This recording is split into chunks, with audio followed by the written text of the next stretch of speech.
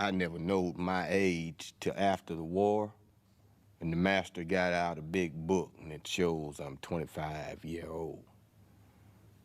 Shows I was 12 when I was bought, and $800 is paid for me.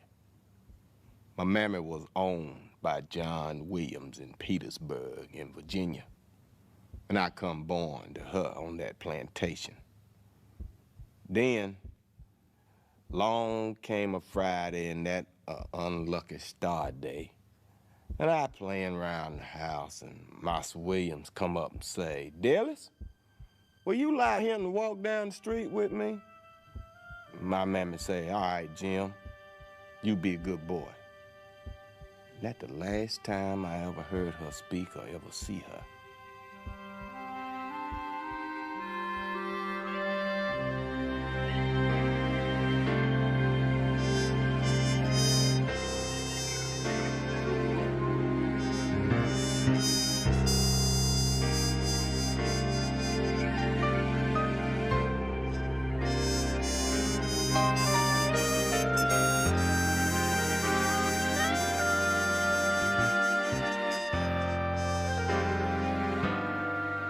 The Library of Congress is home to most of the slave narratives, a multi-volume collection of interviews with former slaves. What's that? You want me to tell you about slavery days? Lots of old slaves close the door before they tell the truth about their days of slavery. I could tell you about it all day, but even then you couldn't guess the awfulness of it. My life was filled with heartaches and despair. We was married on the front porch of the big house. When they put them on the block to sell them, the ones between 18 and 30 always bring the most money. The boys came in and threw her down on the floor and tied her down so she couldn't struggle. Lord, Lord, child, what make you folks wait so long before you get this stuff about way back yonder? Now, I tell you something to put in your book.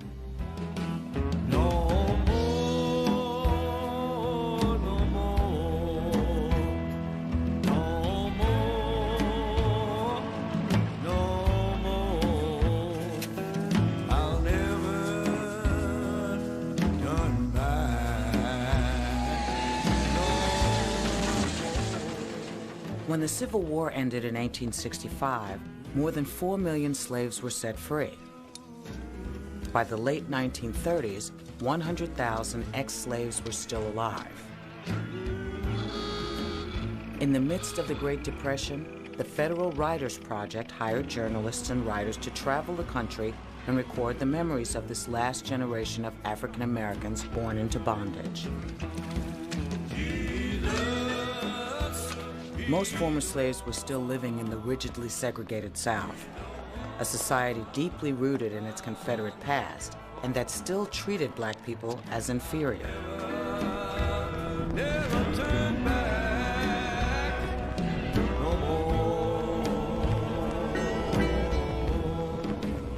Some ex-slaves were reluctant to speak openly with their mainly white interviewers for fear of retaliation for telling the truth. But many others approaching the end of their lives were willing to tell their stories.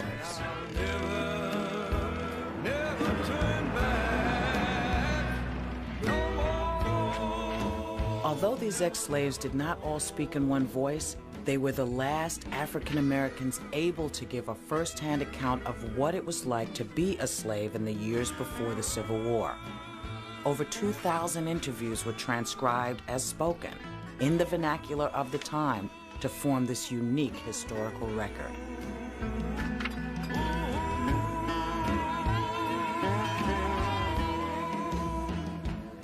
Sarah Gudger. Gudger? Yes. Miss Sarah apparently went blind a year before this interview was taken. I mean, there's nothing written to describe her, but that pretty much says it all, you know. This, her mouth. Yeah, the set of mouth. When they did these, are these like, did they ask them some questions? Or did they just talk? Each one is a response to the question, but there was a set of subjects on a list that they would ask the ex-slaves about. Okay.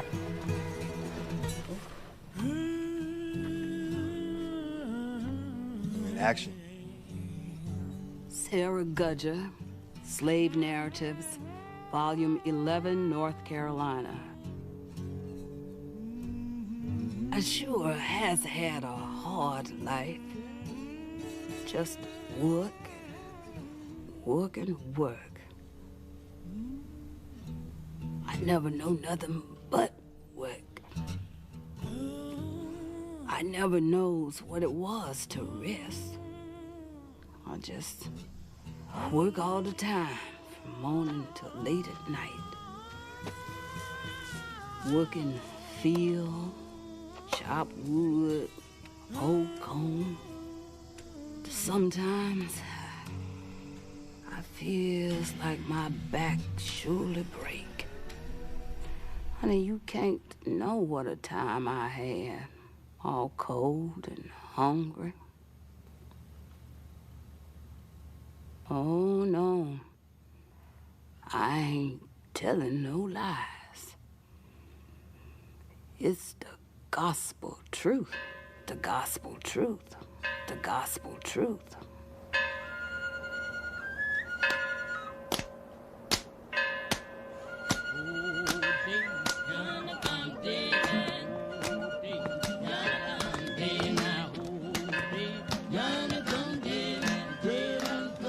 Bells and horns, bell for this, horn for that. All we knowed was go and come by the bells and the horns. Old Ramhorn blow to send us all to the field. We all line up, about 75 field niggas, and go by the tool shed and get our hoes, or maybe go hitch up the mule to the plows. On most plantations, slaves worked from sunrise till sundown 6 days a week.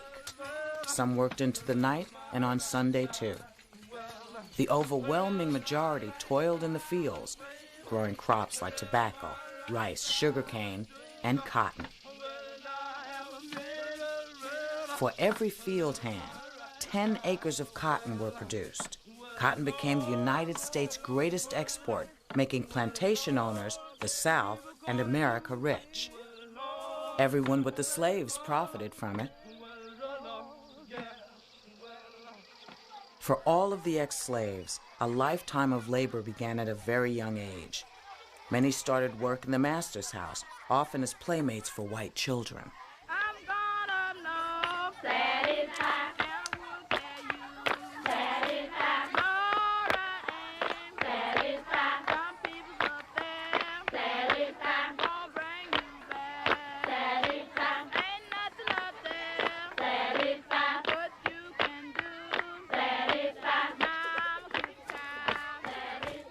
We be playing in the barn, and Jimmy always say to me, "Come on, nigga, let's ride around the farm." I say, "I ain't no nigga." He say, "Yes, you is. My pa paid $200 for you. He bought you for to play with me." I have about 85 years of good memory to call on. I'm 90, and so I'm not counting my first 5 years of life. My earliest recollection is the day my old boss presented me to his son, Joe, as his property. I was about 5 years old, and my new master was only 2. No, sir, I never went into books. I used to handle a big dictionary 3 times a day, but it was only to put it on a chair so my young master could sit up higher at the table. I never went to school. I learned to talk pretty good by associating with my masters in their big house.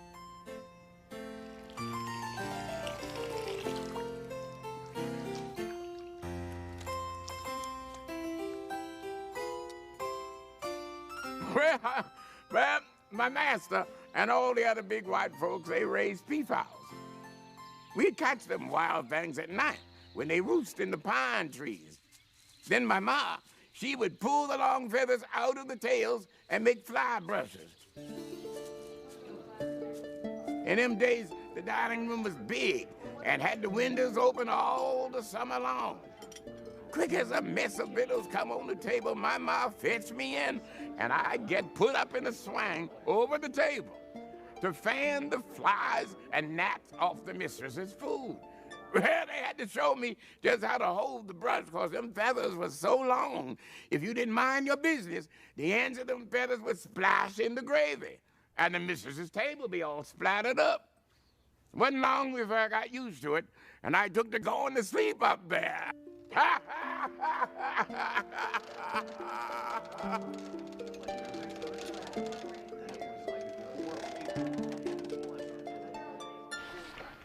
Let me see a picture one more time. Let me see a picture. Thank you. That's so wonderful. I was going to say, Jenny's house might be a little better than mine was. Jenny, that's a very nice porch. I think our porch was bigger. So we had a room, we had 2 rooms. Jenny got an outhouse. We had an outhouse in back. Okay, Jenny. Action. Jenny Proctor, Slave Narratives, Volume 16, Texas. I was here telling them good slave days, but I ain't never seen no good times then. My mother's name was Liza. I don't recollect nothing about my daddy. If I had any brothers and sisters, I didn't know it. I tended to the children when I was a little gal and tried to clean the house just like old Miss tells me to. I recollect once when I was trying to clean the house, I finds me a biscuit. And I was so hungry I ate it, because we never see such thing as a biscuit. But when I ate that biscuit, she comes in and say, "Where that biscuit?" I say, "Miss, I ate it because I was so hungry." Then she grabbed that broom and started beating me over the head with it and calling me low down nigger. And I guess I just clean lost my head, because I knowed better than to fight her if I knowed anything at all. But I start to fight her, and the driver, he comes in, grabs me and starts beating me with that cat o' nine tails. Beats me till I fall to the floor nearly dead. Cut my back all to pieces. Then they rub salt in the cuts for more punishment. Lord, Lord, honey, them was some awful days. In most states, it was against the law for slaves to be educated. Slave children might play with their young masters and mistresses at home, but they could not go to school with them. None of us was allowed to see a book or try to learn. They say we get smarter than they was if we learn anything. He slips around, gets a hold of that Webster's old blueback speller. We hides it till way in the night, and then we lights a little pine torch and studies that spelling book. We learn it too.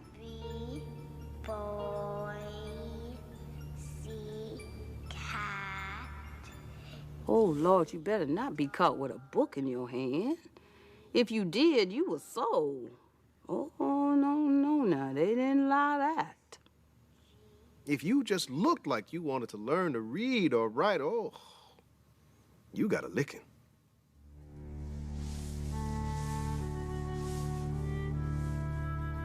By the age of 12, most children were working in the fields. Only a very small number stayed on to become house servants.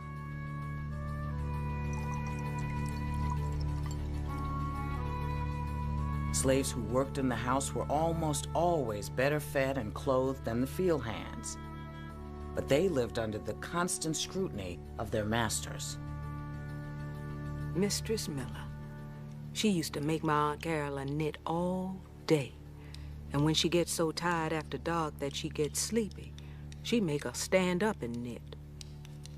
Mistress would work her so hard that she'd go to sleep standing up. And every time her head nod and her knees sag, that lady come down across her head with a switch. That's the way white folks was. Some had hearts. Some had gizzards instead of hearts. My old missus, a rich old lady, a diamond gold Virginia. More than 1/4 of the slave population lived on large plantations with 50 or more slaves, some with several hundred. George, Eggleston, Robert, Wagoner. Very few were highly skilled workers. Magruder, blacksmith. Sam, carpenter. Dudley. There was just 2 classes to the white folks. Bucra, slave owners, and poor white folk that didn't own no slaves. There was more classes amongst the slaves. The first class was the house servants. This was the butler, the maids, and the cooks. Then come the cradlers of the wheat, the threshers, and the millers of the corn and the wheat. The lowest class was the common field hand niggas. Back in Alabama, Mr. Adelaide Carter took me when I was past my creeping days to live in the big house with the white folks. And they was always good to me because I was one of their blood. They never hit me a lick or slapped me once. And they told me that they would never sell me from them. My brother and sister, they lived with the niggas though, 'cause they was mostly nigger. My master used to give me a little money to buy what I wanted. I always bought fine clothes. Oh, when they bought the red shoes from the town, I cried and cried. I say, I don't want to wear no rawhide shoes. So they took them back. I guess they had a weakness for my crying. I drove a carriage, with the white folk. And I was about the most dudish nigger in these parts.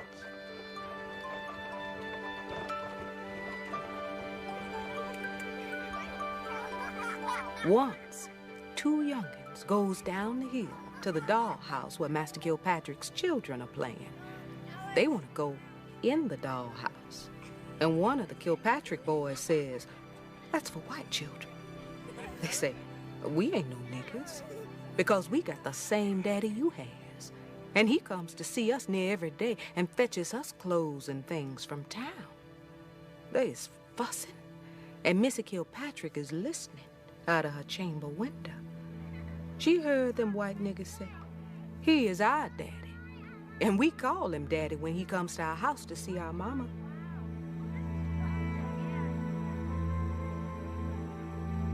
Many owners and overseers believed that sexual access to slave women was one of their prerogatives.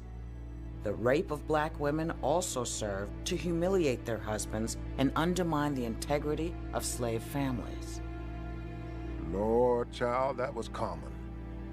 Masters and overseers used to make slaves that was with their husbands get up and do as they say.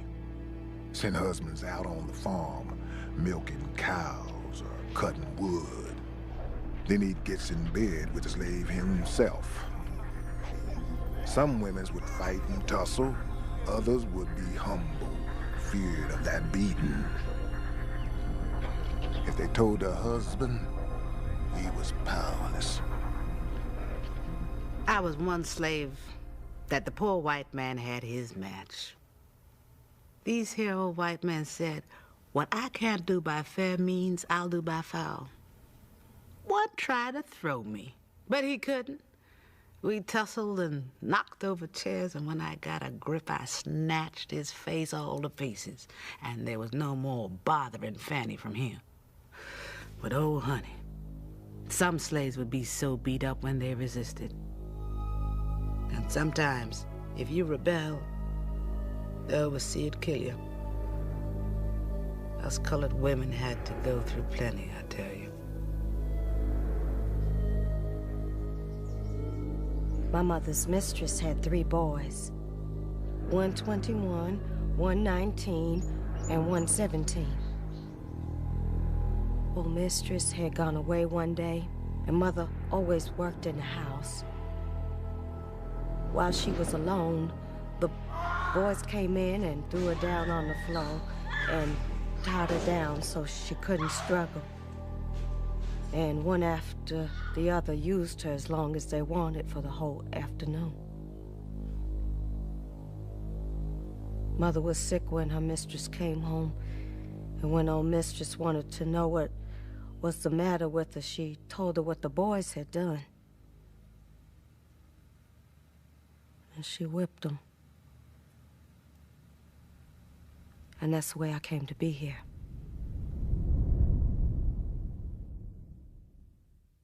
Oh, Eve, where is Adam? Oh, Eve, Adam in the garden, picking out leaves. God called Adam, Eve and Adam. My dog called him, Adam won't answer. Oh, Adam, oh, Adam, Adam came, Adam won't answer. Oh, Adam, why don't you answer?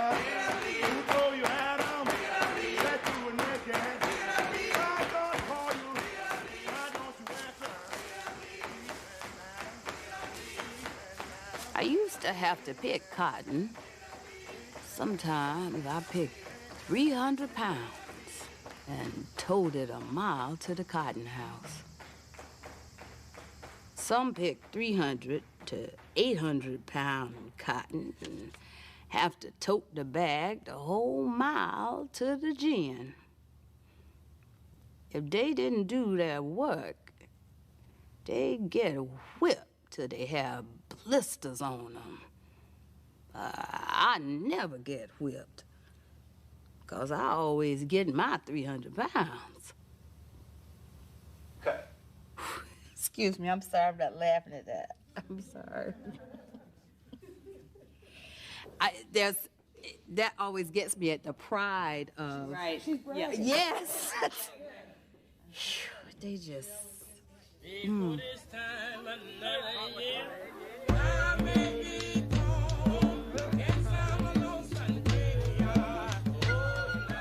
Sometimes, slaves who had picked their quota added some of their pickings to those who had been slower or ill. It wasn't always enough.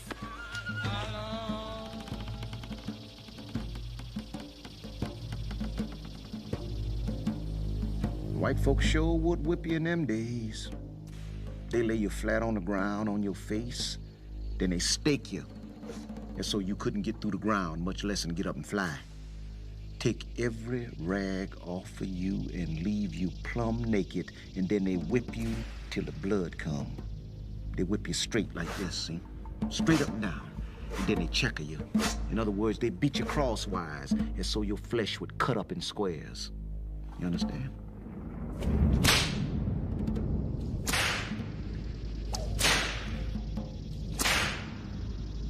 On many plantations, whippings were public spectacles. Owners used the lash to terrorize as well as to punish their slaves.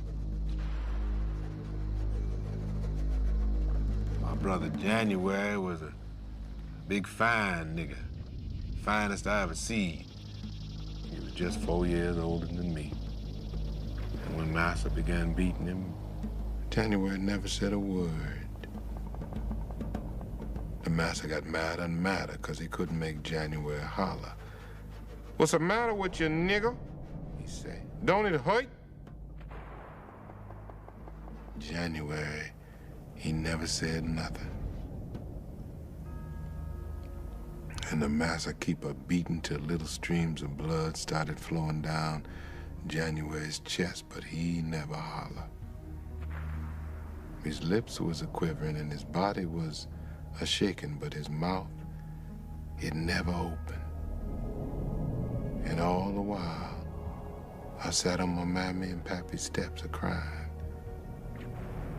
The niggas was all gathered about and some of them couldn't stand it and they go inside their cabins. After a while, January, he couldn't stand it no longer himself. And he say in a hoarse, loud whisper. Massa. Massa. Have mercy on this poor nigger.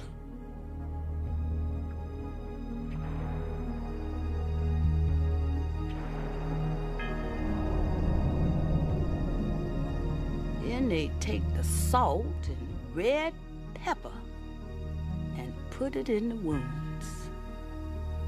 The skin jerk and quiver and the man slobber and puke. We little niggas stand around see it done. After he lie in the sun a while, they whip him again. But when they finish with him, he was dead.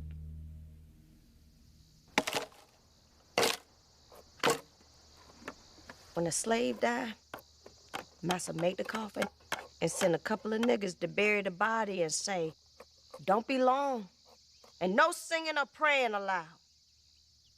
Put him in the ground. Cover him up. Hurry on back to that field."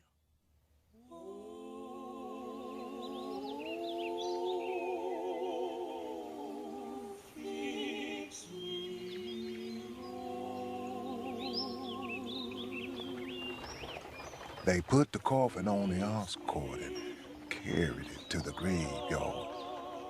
They just had a burial that day. They waited to have the funeral sermon on Sunday or some other time when the crops had been laid out and the other slaves could be on hand.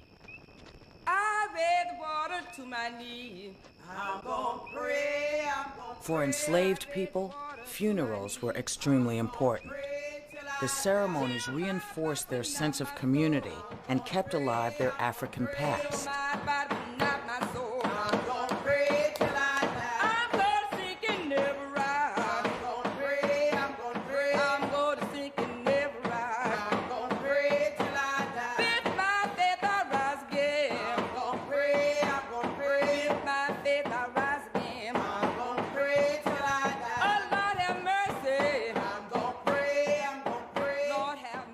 Yes, and a nigger used to sing to nearly everything he did.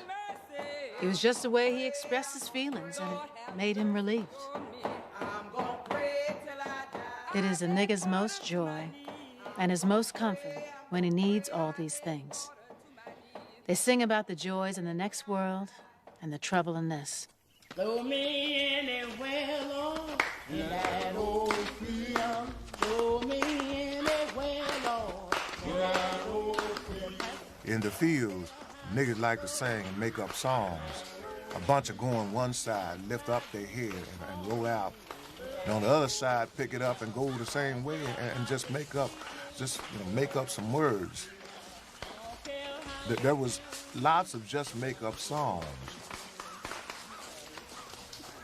Jai, you ought to hear them niggas singing when they go to work in the morning. Just a singing to beat the band. A cold and frosty morning. The niggas mighty good. Take your axe upon your shoulder, nigga. Talk to the wood. This time tomorrow night. Sometimes they sing this sorrowful, 'cause some niggas have been beat or whipped or sold away. Down to Tennessee.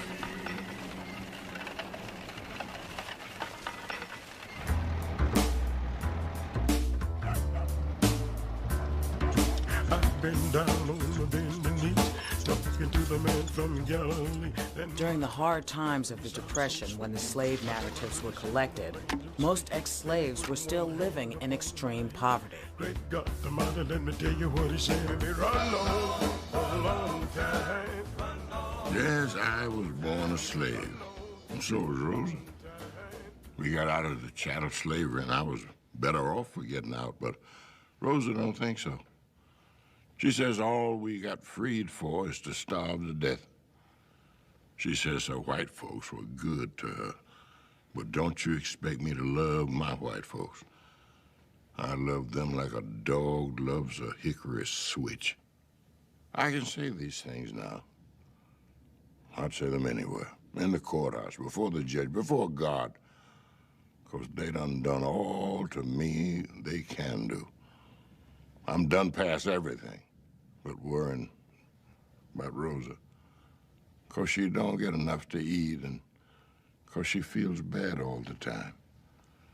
But there ain't no complaining in her.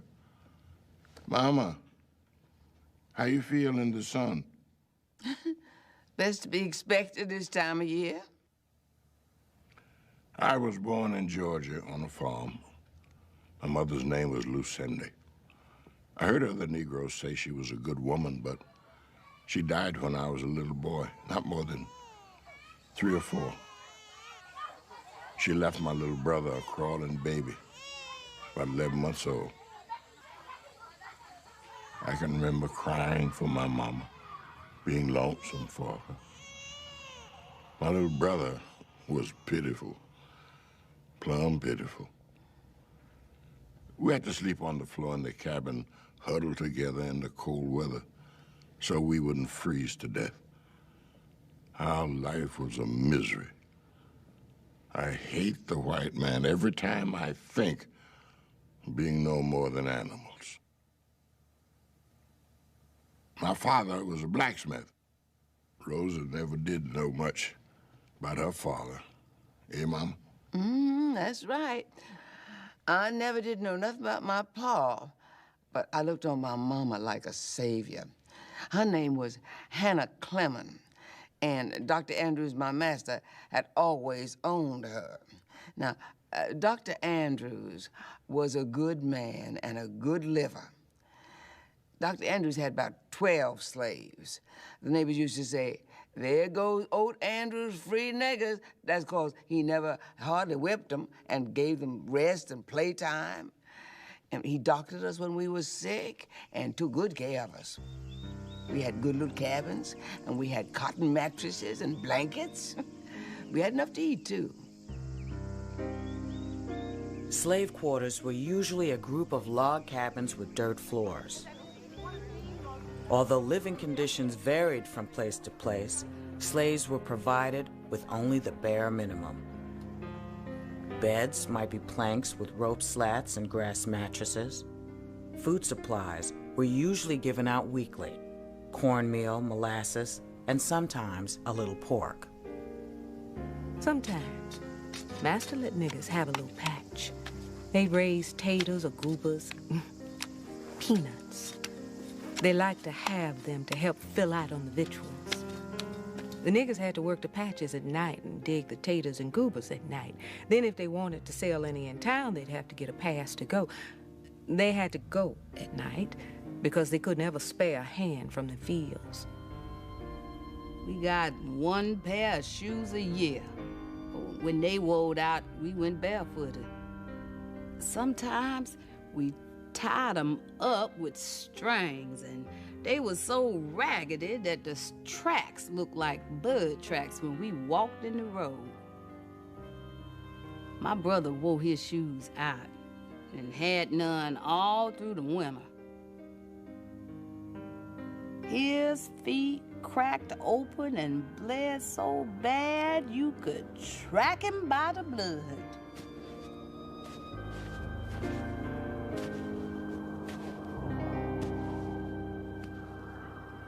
Get up, children, go round the wall. Don't wanna scramble and I don't wanna fall now. Get up, children. Well, I remember quite well how those Polo children used to have to eat. They were fed in boxes and troughs under the house. They were fed cornmeal mush and beans. When this was poured into their box, they would gather around it, the same as we see pigs, horses, and cattle gather around troughs today. Go round the wall. I don't wanna stumble and I don't wanna fall. Now that suits me, that suits me, that suits me. Oh, us never got enough to eat. So us keep stealing stuff. Us had to. 'Course we knowed it was wrong to steal, but the niggas had to steal to get something to eat. I know I did. I got so hungry I steal chickens off their roosts. Yes, I did. Chickens used to roost on the fence stand right out in the night. We'd cook the chicken at night, eat him, and burn the feathers. They talks a heap about the niggas stealing. Well, you know what was the first stealing done? It was in Africa, when the white folks stole the niggas just like you'd go get a drove of horses and sell them. But since the Lord saved me from a life of sin, I don't think about them things. Who tell you move that now? Who tell you move that now? Go the other way, go the other way, that ain't my way. The first enslaved people in America were reluctant to accept the religion of their masters, but during the 19th century, thousands of slaves began turning to Christianity.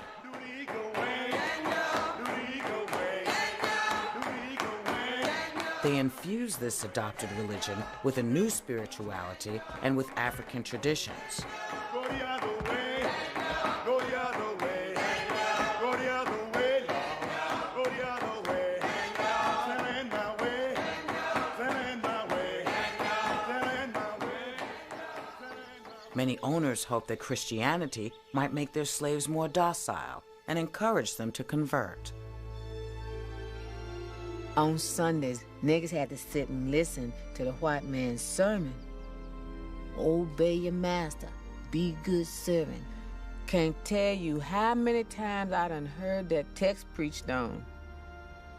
They tell the slave that if he be good, work hard for his master, that he would go to heaven and that he gonna live a life of ease. They ain't never tell him he gonna be free in heaven.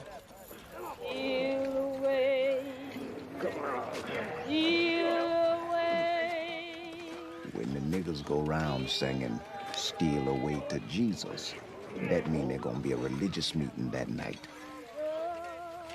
The master didn't like them religious meetings, and so us naturally slips off at night, down in the bottoms or somewhere else. Swing low, sweet chariot. Sometimes us sing and pray all night. Sweet chariot, come for to carry me home. Swing low, sweet chariot, coming for to carry me home. We pray for the end of tribulation and the end of beating and for shoes that fit our feet. We prayed that us niggas could have all we want to eat and special for fresh meat. Some of the old ones say we have to bear all because that's all we can do. Some say they was glad to the time they did, because they rather rot in the ground than have the beatings. Okay, now, all my life, I've heard of the patty rollers. Yeah. Now you have the paddle rollers. I know patty rollers is the common term. Yeah, I think we should say patty rollers.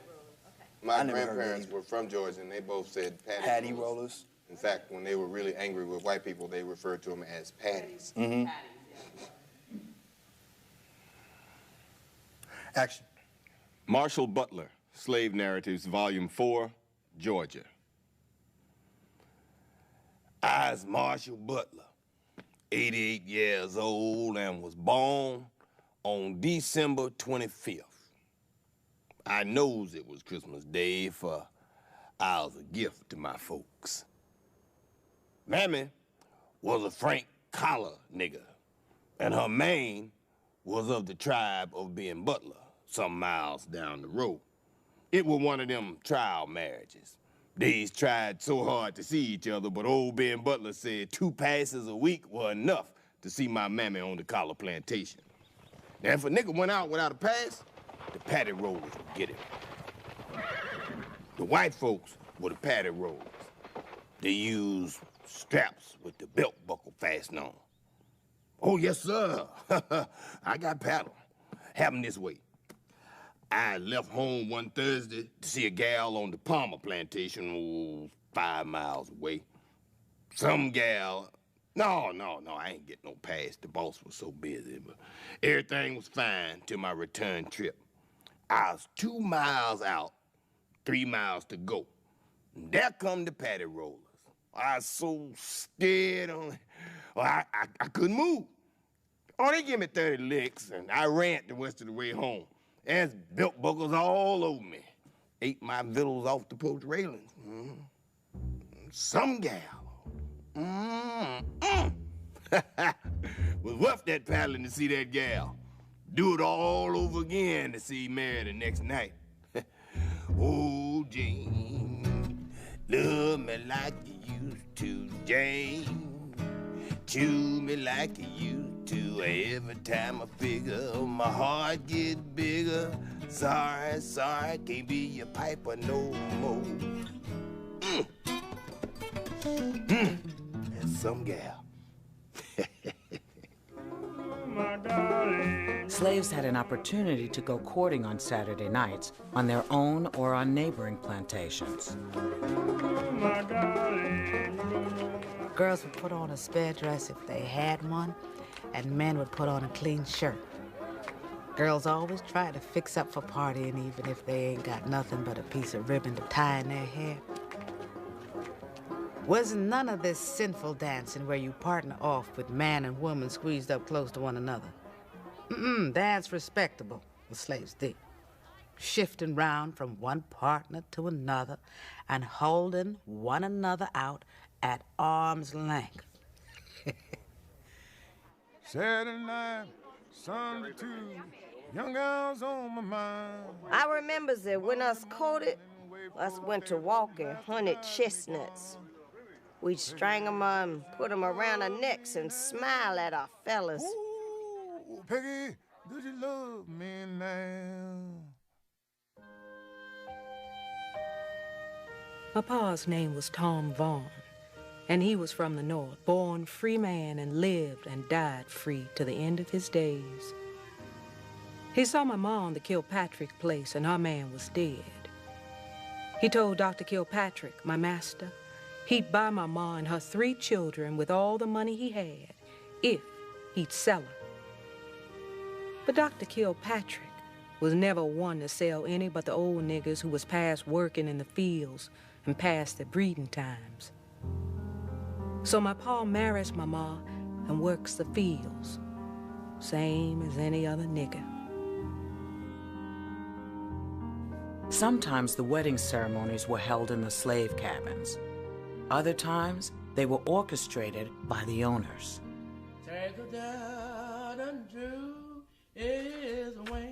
I married Exeter Durham. He belonged to Master Snipes Durham, who had the plantation in Orange County. Oh, we had a big wedding. We was married on the front porch of the big house. I had a white dress, white shoes, gloves that came up to my elbow, and Miss Betsy done made me a wedding veil out of a white net window curtain.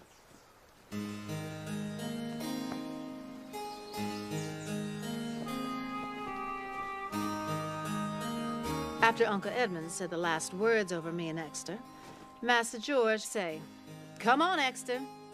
You and Tempe got to jump over the broomstick. You got to do that to see which one of you gonna be the boss of the household." I jumped first, and you ought to see me. I sailed right over that broomstick, same as a cricket.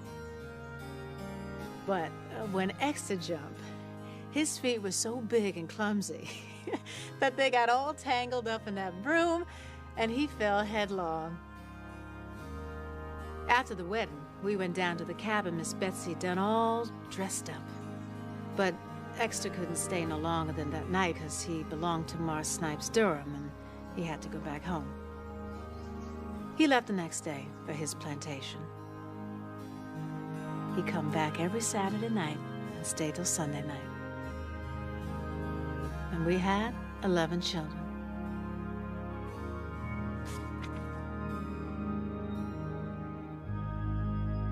Some owners respected slave marriages, but the marriages had no legal standing and could be broken apart at the owner's whim.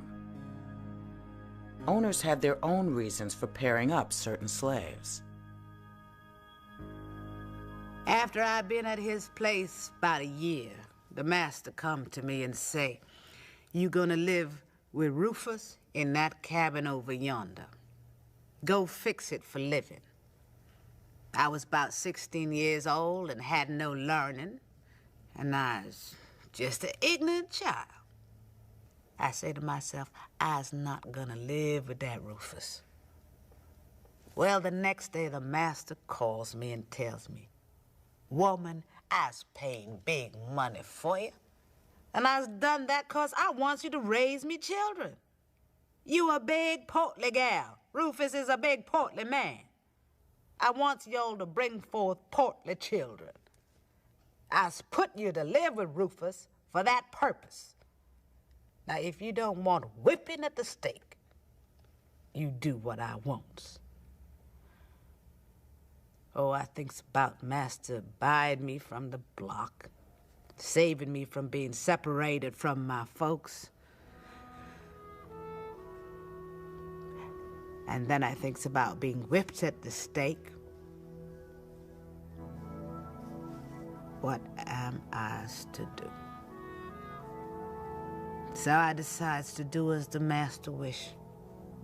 So I yields.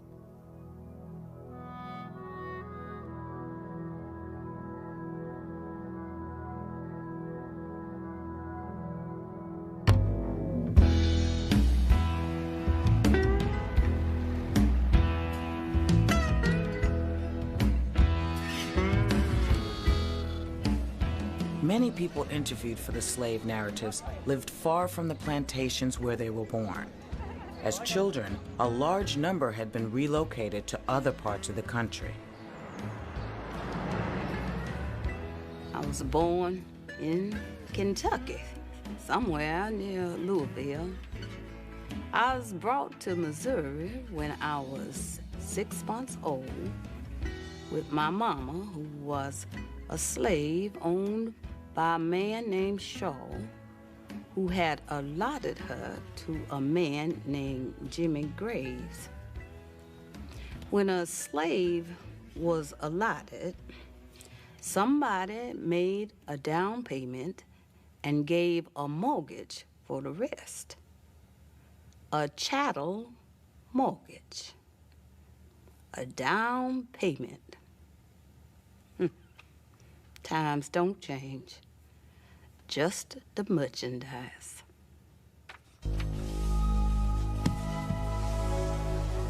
As cotton became more and more profitable, plantations spread to the Deep South, as well as states and territories to the west. Between 1800 and 1860, 1 million slaves were forcibly transported to new locations. Sale of valuable slaves. Sarah, age 45 years. Dennis, her son, age 24 years. About a third of slave families were split apart. Fanny, her daughter, is a superior hairdresser. And a fifth of the children were sold away from one or both parents. Mary Ann, her child, age 7 years, is smart, active, and intelligent.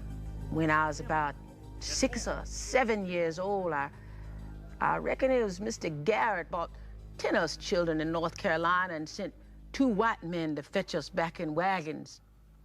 And he fetched old Julie Powell to look after us. They never bought my mammy, so I had to leave her behind. Mammy said to old Julie, "Take care of my baby child." That was me. And if I never sees her no more, raise her for God. Then she fell off the wagon where it was, all of us was sitting and just roll over on the ground, just a-crying.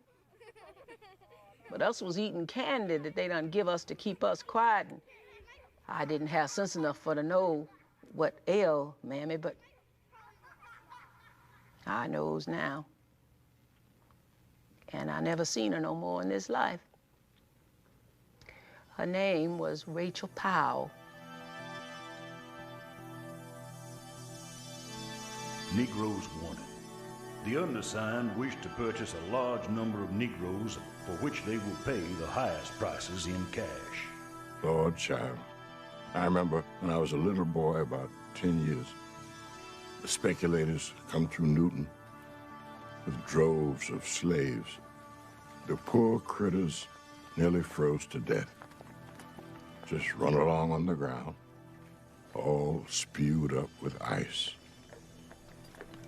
The speculators always rode on horses and drove the poor nigger. When they get cold, they make them run till they're warm again. Lord, miss, them slaves look just like droves of turkeys running along in front of them horses.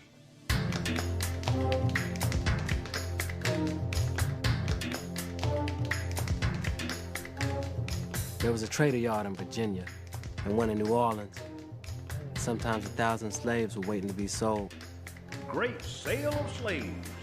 There will be offered for sale at public auction 3 bucks, strong, able-bodied. 1 wench, Sally, age 42. 1 buck, age 52. Good kennel man. When the traders knew men were coming to buy, they made the slaves all clean up and grease their mouths with meat skins to look like they were feeding them plenty of meat. Talk about something awful. You should have been there. The slave owners was shouting and selling children to one man and the mama and pappy to another.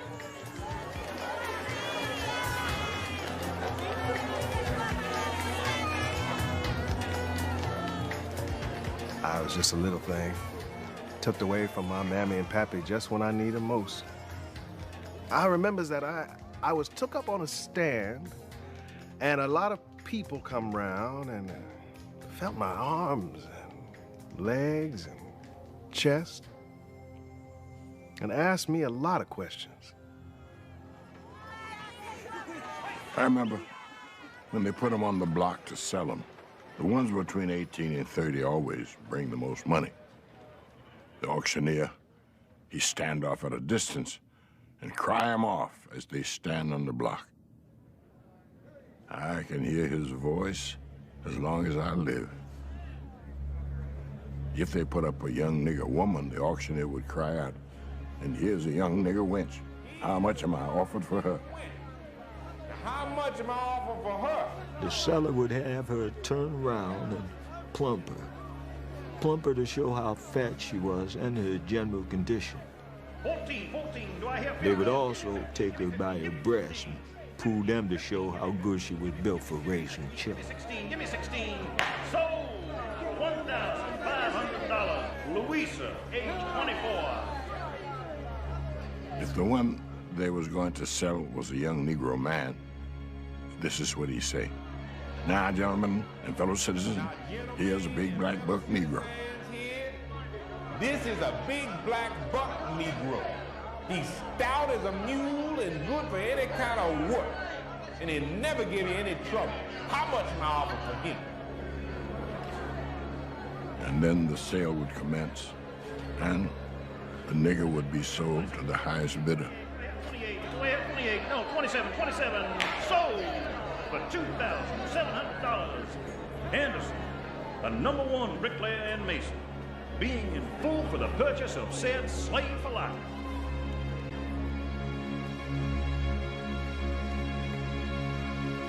Run, Mary, run! Whoa! Run, Martha, run! Whoa! Hail Mary, run, I say! You got a right to the tree of life. Little Mary, you got a right. You got a right to the tree of life. You got a right, you got a right. You got a right to the tree of life. If I had my life to live over, I would die fighting rather than be a slave again. I want no man's yoke on my shoulders no more. Now, my father, he was a fighter. He was as mean as a bear. He was so bad to fight and so troublesome, he was sold 4 times to my knowing, maybe a heap more times. I fooled old master 7 years, fooled the old seer 3.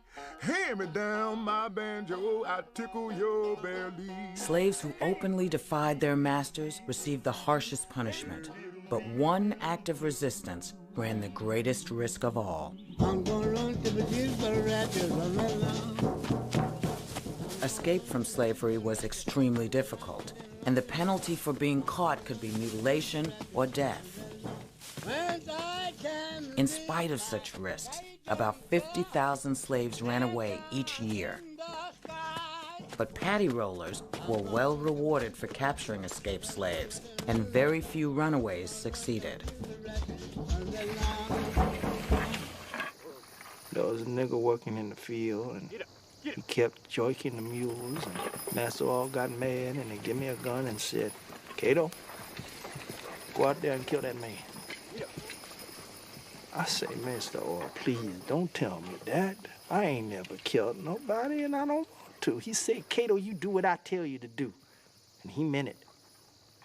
So I go out to the nigga, and I say, you gotta leave this place this minute. And I is too, 'cause I supposed to kill you, and I ain't. And Master All, he gonna kill me.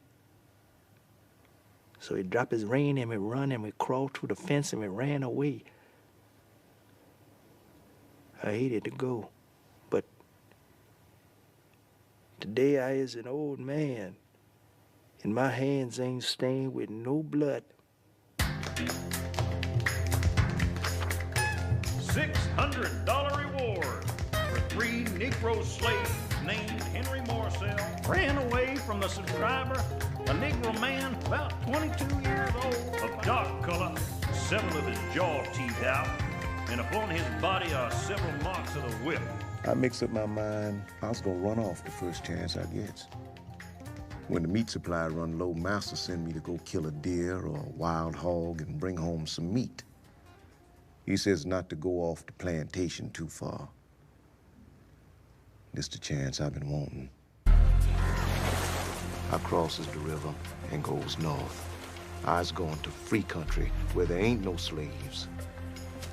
I travels all that day and night up the river and follows the North Star. Several times I think the bloodhounds am trailing me, and I gets in a big hurry. I'm so tired I can hardly move. I'm hoping all the time I meets up with that Harriet Tubman woman. And she the colored woman would take slaves to Canada. The Underground Railroad was an informal network of safe houses and assistance for runaway slaves. I didn't have no idea of ever getting mixed up in any sort of business like that until one special night. I'd gone over to another plantation, courting. Yeah. And an old woman told me she had a real pretty girl there who wanted to go across the river to the free state of Ohio, and would I take her? Now, I was scared, and I backed out in a hurry. But then I saw this gal, and she was such a pretty little thing. Wasn't long before I was listening to the old woman tell me when to take her and where to leave her on the other side. Now, I don't know how I ever rode that boat across that river. That current was so strong, and I was trembling, and I couldn't see a thing there in the dark. But I felt that girl's eye.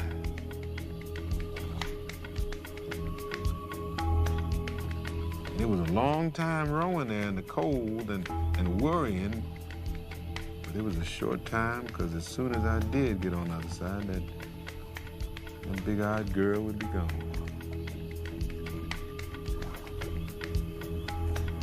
There in Ripley, Ohio, it was a regular station for escaping slaves. It always meant freedom for a slave if he could get to that big lighthouse. Pretty soon, I saw a tall light. When I got up to it, 2 men reached down and grasped it. I started trembling all over again and praying, and one of the men took my arm.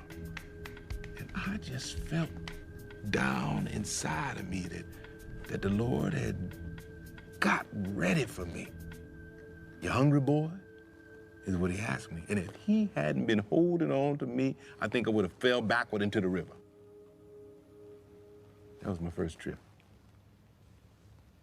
Took me a long time to get over my scared feeling, but I finally did, and I soon found myself going back across the river with 2 and 3 people, and sometimes a whole boatload. It got so I used to make 3 and 4 trips a month. Now, I never saw my passengers. It would have to be the black nights of the moon when I would carry them. And didn't many of them stay around that part of Ohio because there was too much danger that you would be walking along free one night, feel a hand over your mouth, and be back across the river and in slavery again in the morning. And nobody in the world ever got a chance to know as much misery as a slave that had escaped and been caught. Your mama gone away and my daddy gonna stay. Didn't leave nobody but the baby. Aunt Janie was just out of bed with a suckling baby one time, and she ran away.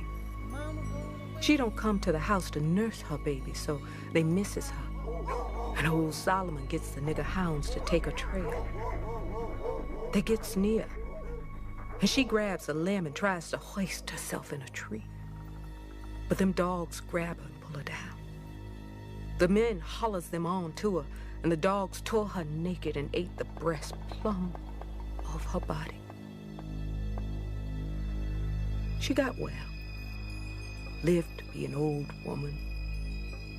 But another woman had to suck her baby, and she ain't got no sign of breast no more.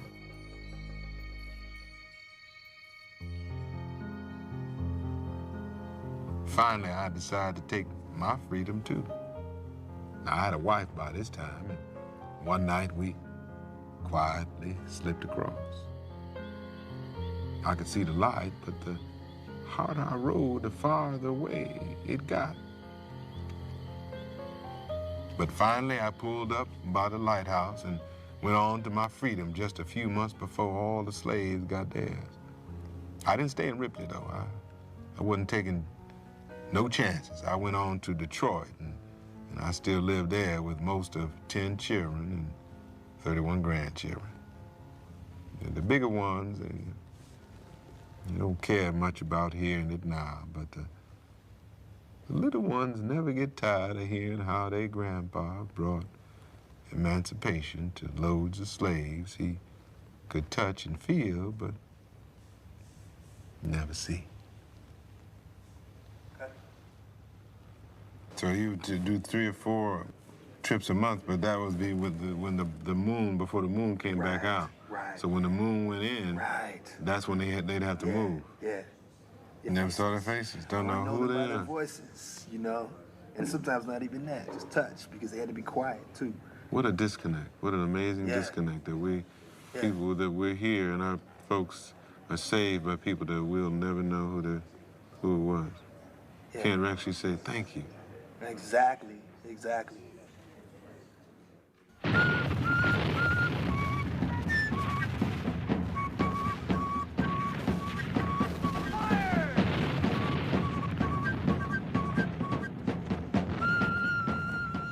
The outbreak of the Civil War opened the way for thousands more slaves to escape bondage.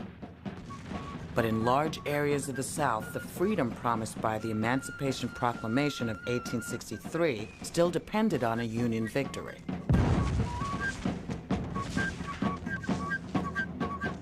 Ooh, oh, Massa, he get boiling mad when the Yankees scattered the Confederates all down through our country.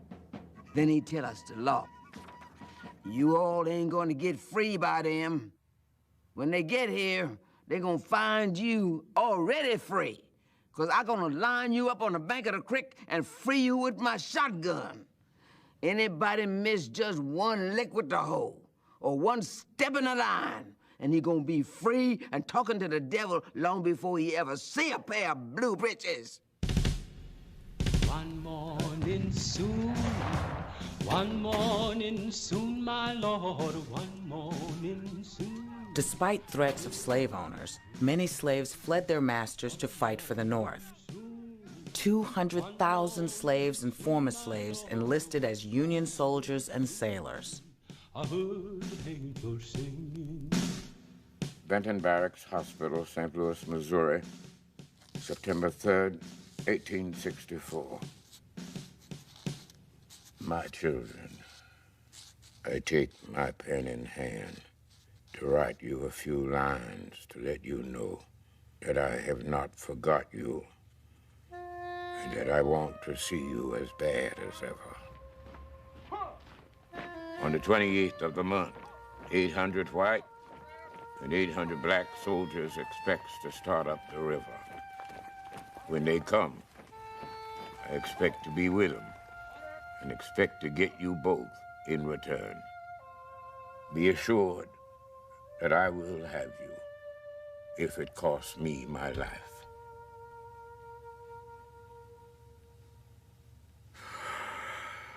Oh, my dear children,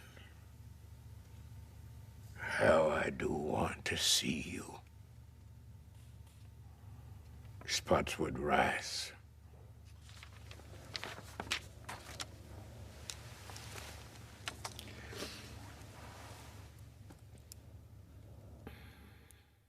Blow, Gabriel.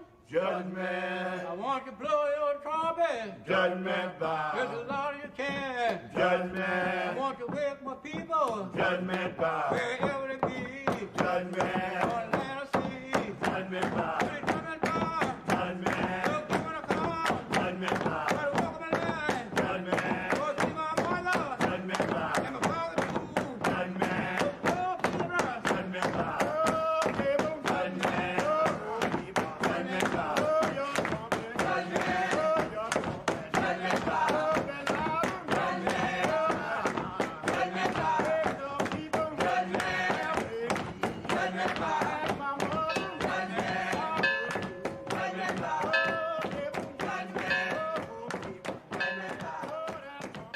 I'm in the persimmon tree, eating persimmons, and my sister Mary just come running.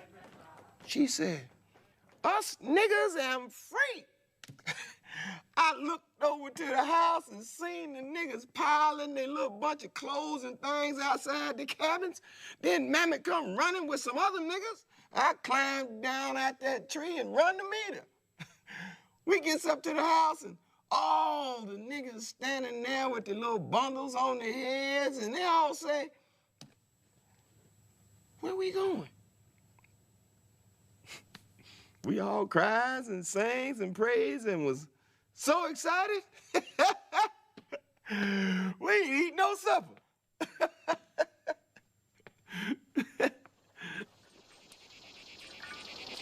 That morning, we all go to the cotton field early. And after a while, the old horn blow. And we all stop and listen, because it's the wrong time of the day for the horn. We start chopping again.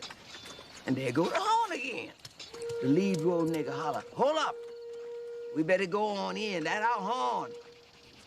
So we line up and go in.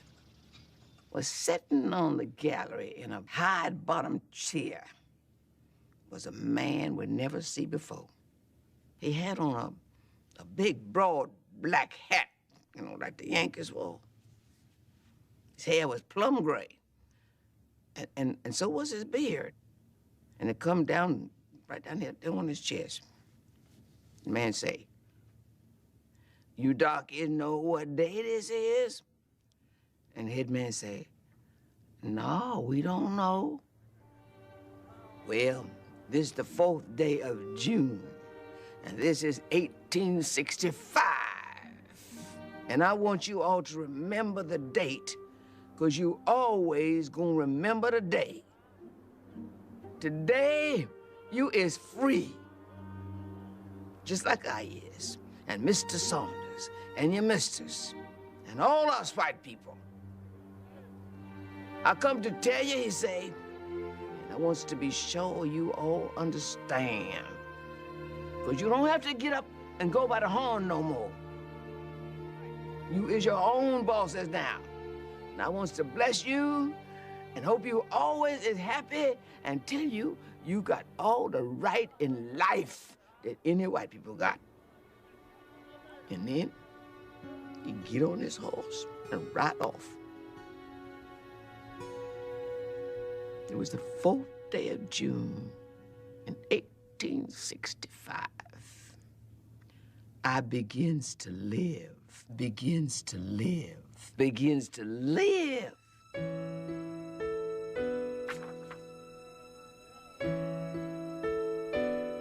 Even though the slaves had been emancipated, their struggle to escape the oppression of slavery was just beginning.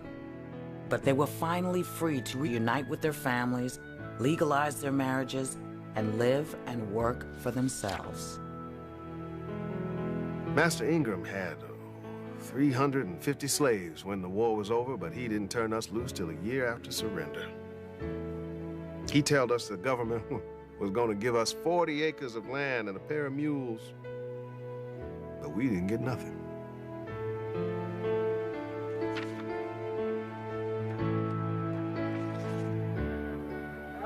I remember so well how the roads was full of folks walking and walking along when the niggas were free, didn't know where they was going, just going to see about something else, somewhere else. Meet a body in the road and they ask, "Where you going?" Don't know. What you gonna do? Don't know. Then I begins to think and to know I never had to be a slave no more.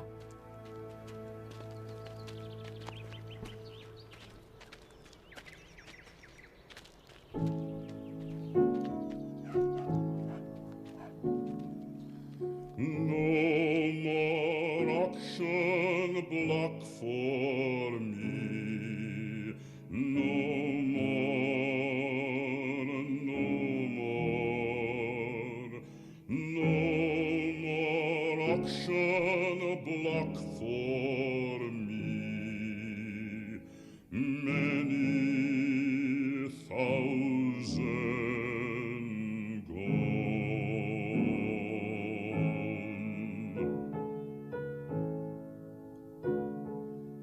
No more pint of salt for